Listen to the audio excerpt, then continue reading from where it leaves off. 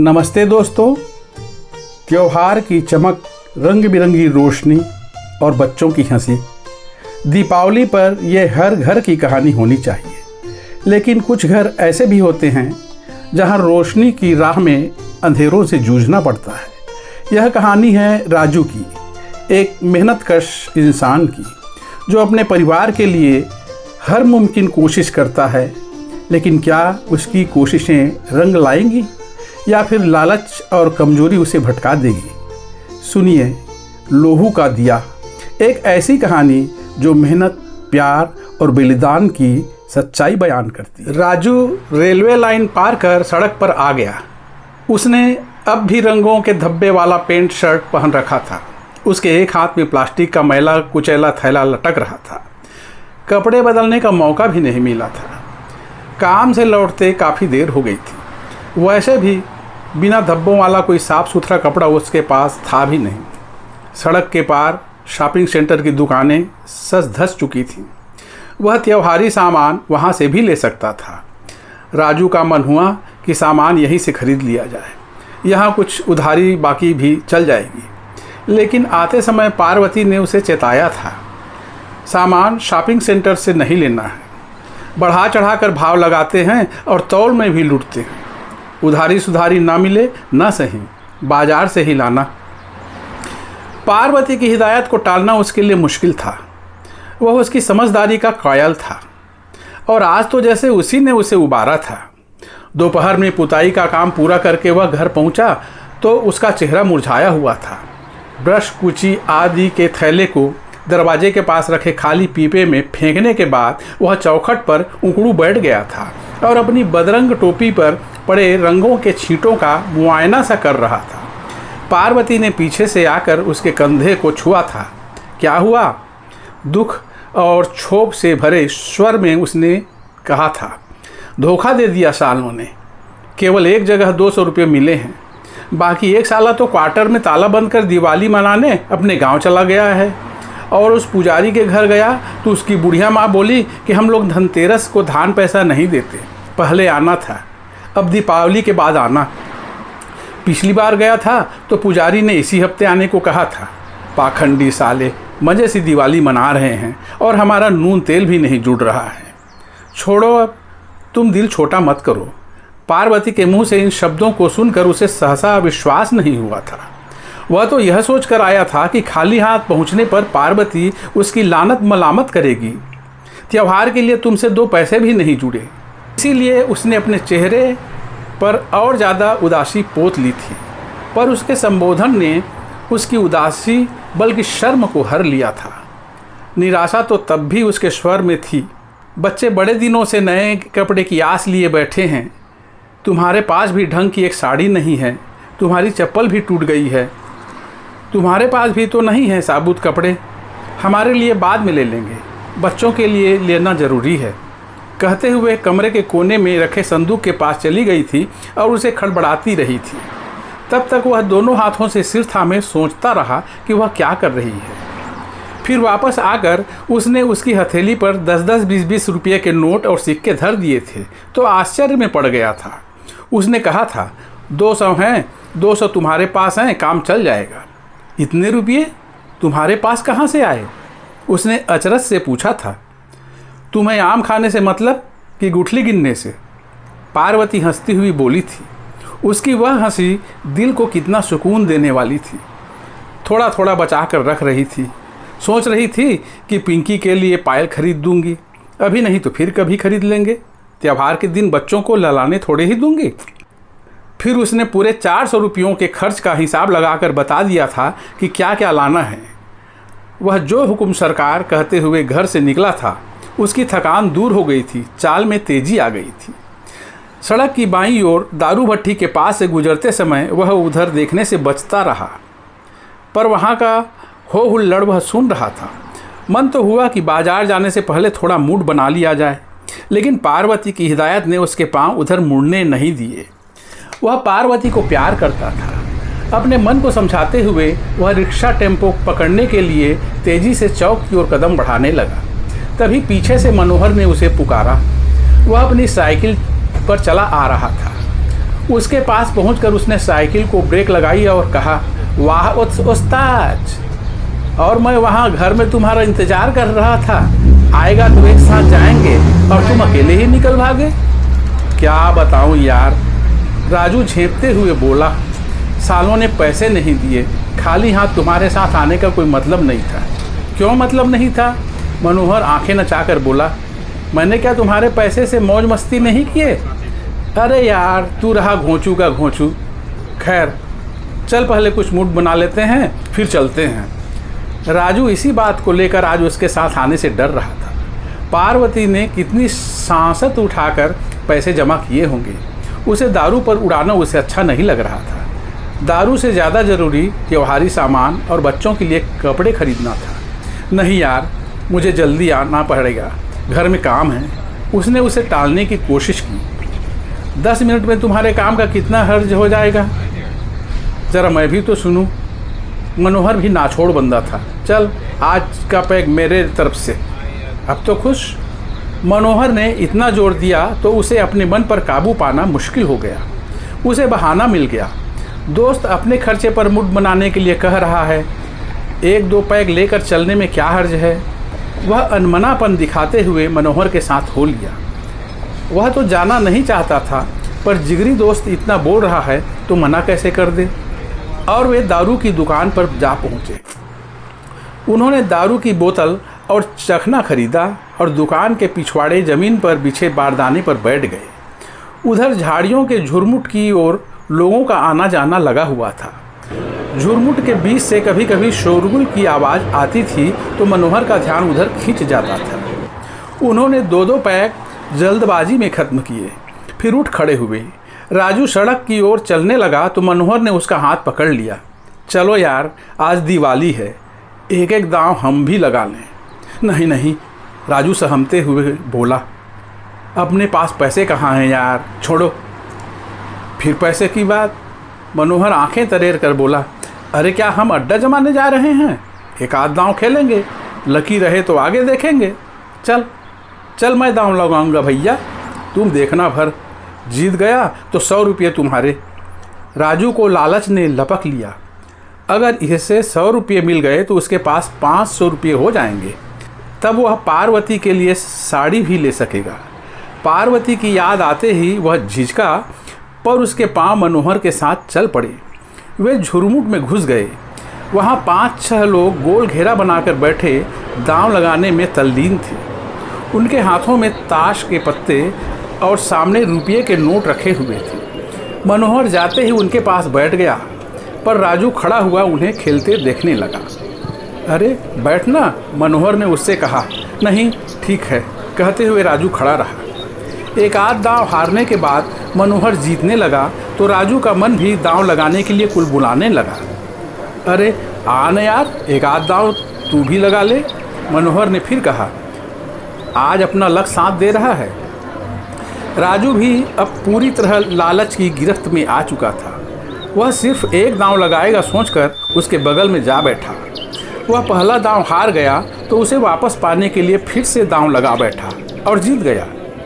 एक मन हुआ कि अब उसे उठ जाना चाहिए, पर इस जीत ने उसकी लालच बढ़ा दी थी। वह फिर से दांव लगाने लगा, पर हर दांव हारता ही गया। वह पूरे 400 रुपये हार गया। उसे समझ में नहीं आ रहा था कि क्या करे। खाली हाथ घर लौटकर पार्वती को, बच्चों को क्या मुंह दिखाएगा।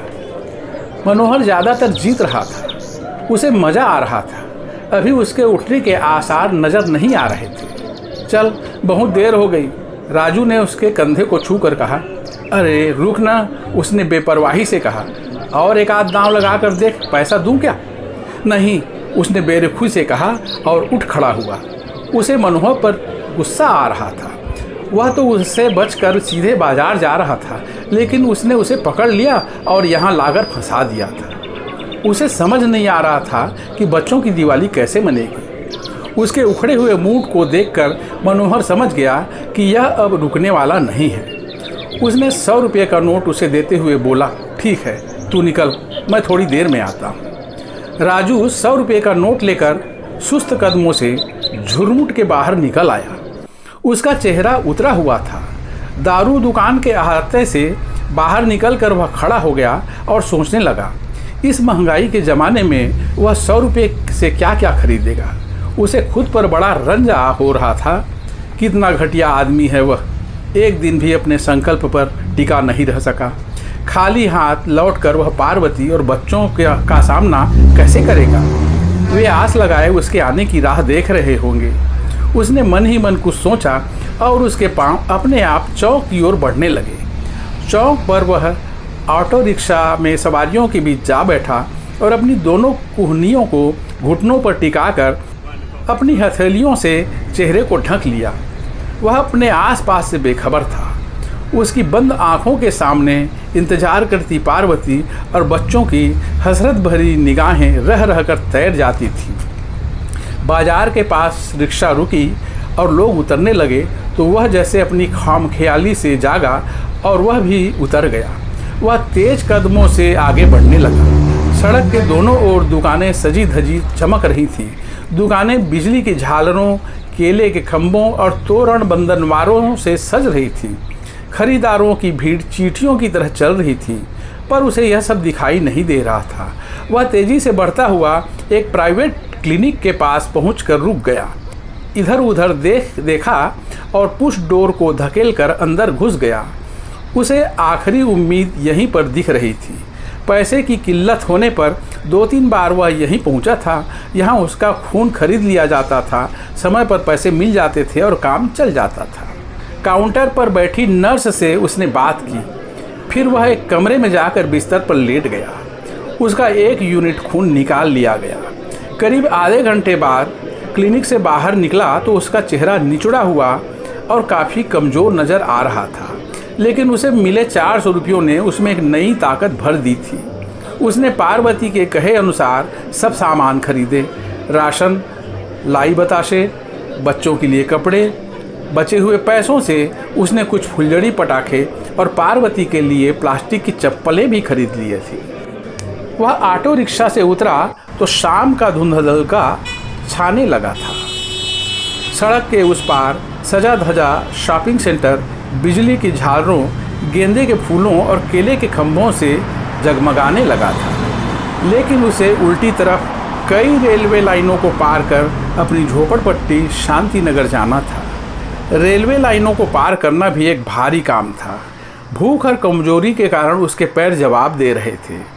बीच की एक ट्रैक पर कोयले से भरी मालगाड़ी खड़ी थी। उसकी ओट में एक और मालगाड़ी गुजर रही थी। वह ट्रैकों के बीच गिट्टियों के ऊबड़ खाबड़ को पार करते हुए खड़ी हुई मालगाड़ी के सिरे तक पहुंचा और रेलवे लाइनों को पार कर वापस पगडंडी की सीध में आ गया और नीचे उतर गया। पैर अवश हो रहे थे, दम फूल रहा था। बगल के धुंधलके में दिख रही रेलवे स्लीपर्स की चट्टी को देखकर उसका मन कुछ पल सुस्ताने को हो आया।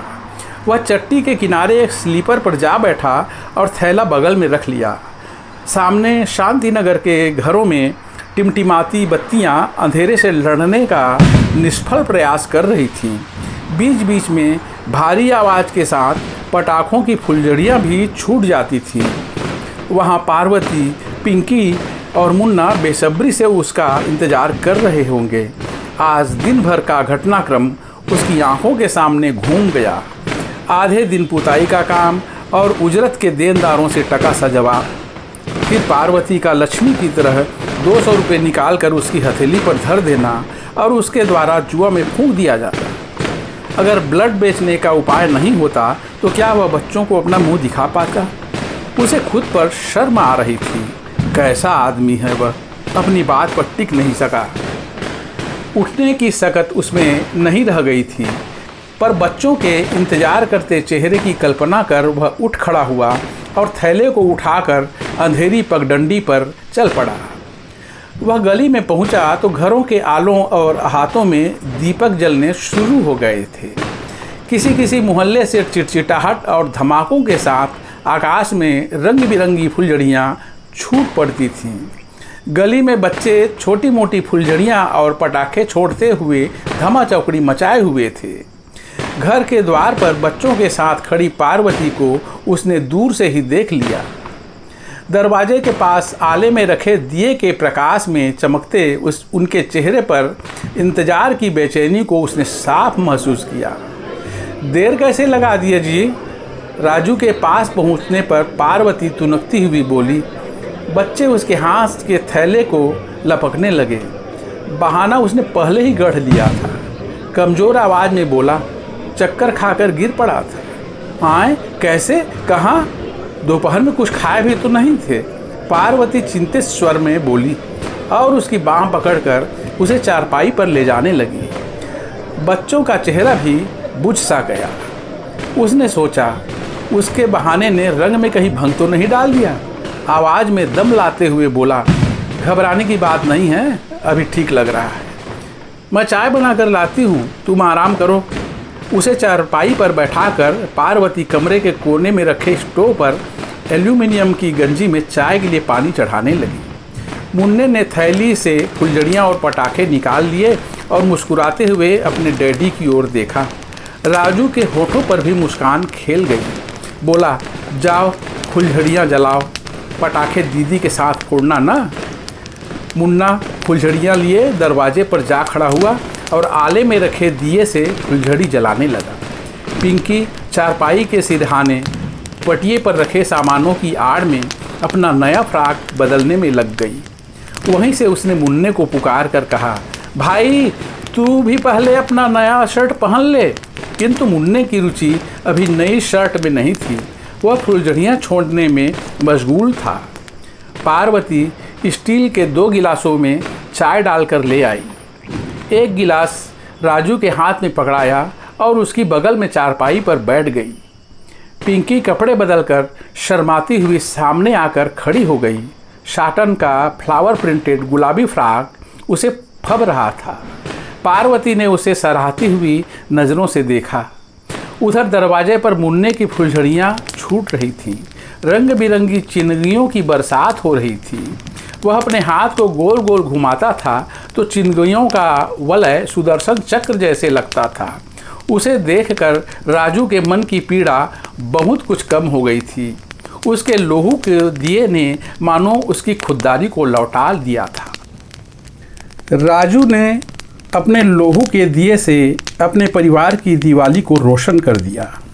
उसकी गलतियाँ, उसका संघर्ष और उसका प्यार, सब ने मिलकर एक ऐसी रोशनी जलाई जो अंधेरों को चीर देती है। यह कहानी हमें सिखाती है कि सच्ची दिवाली वही है जो अपनों के चेहरों पर मुस्कान लाए। लोहू का दिया एक कहानी जो हर मेहनतकश दिल की धड़कन को बयान करती है। अपनी राय कमेंट्स में ज़रूर बताएं। अगर आपको यह कहानी पसंद आई हो तो इसे लाइक करें, सब्सक्राइब करें और बेल आइकॉन दबाएं ताकि अगली कहानी की घंटी आप तक सबसे पहले पहुंचे। और हाँ, ऐसी ही प्रेरक कहानियों के लिए हमें फॉलो करना ना भूलें। धन्यवाद।